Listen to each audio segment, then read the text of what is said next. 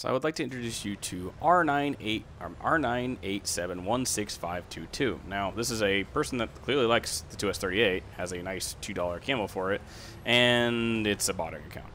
Now, once again, blatant cheater account, and he's not even that good.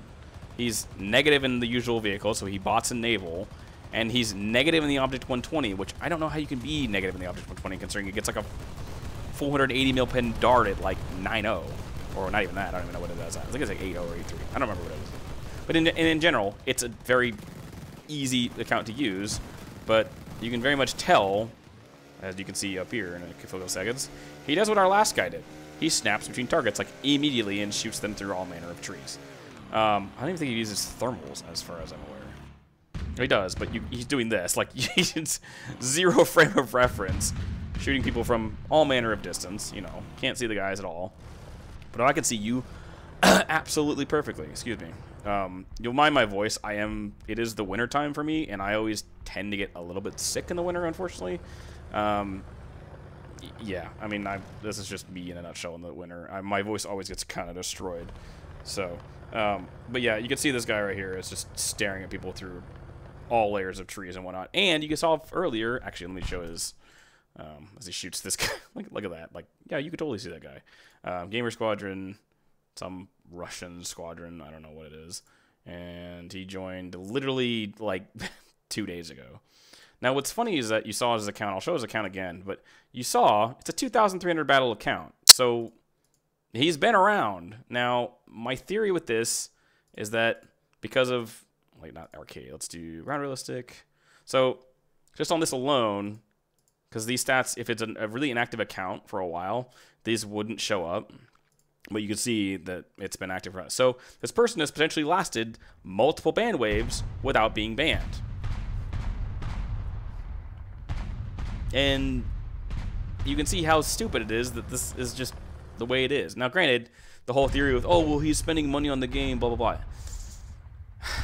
There is no incentive for Gaijin to ban people with cheats on their account if they aren't going to be doing this, basically.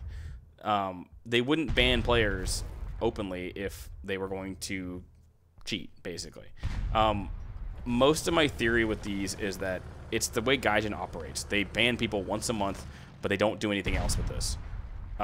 They kind of refuse to ban people on a current basis, like, oh, is a person blatantly cheating?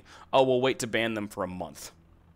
Really? Like, that is the laziest way to do game balancing ever. Like, I don't know of a single game company that bans in waves based on just, like, right? Like, I know a lot of people that are banned immediately in CS, banned immediately in other games.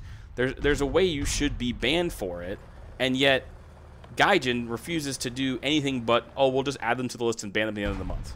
Let's ruin the experience for hundreds of thousands of players because we're too lazy to have a safety squad that actually knows how to ban players on a consistent basis. And that's just the way they've always operated. Now, granted, they haven't really had to operate that way until the last 2 years when EAC was introduced, and potentially EAC ruining all of it. Now, the tinfoil hat people in my comment section are like, oh, well, Gaijin's responsible for this, oh, they did this, oh, they did that. Show me proof, because one, you don't have it, and two, if it was valid that Gaijin actually had some sort of responsibility for this, the responsibility for it is the fact that they haven't done anything with their security. They announced BattlEye, then didn't do anything about it. They announced some sort of like squad action, or you know, addition to what they were going to do with cheating. They haven't done anything about it. They haven't updated EAC in about a year. It's still on, I don't remember which client it is because EAC doesn't officially announce it fully, but in terms of updates, they really haven't, yeah, Syria. They really haven't done anything in regards to updating their anti-cheat. They announced BattlEye, then didn't do anything with it.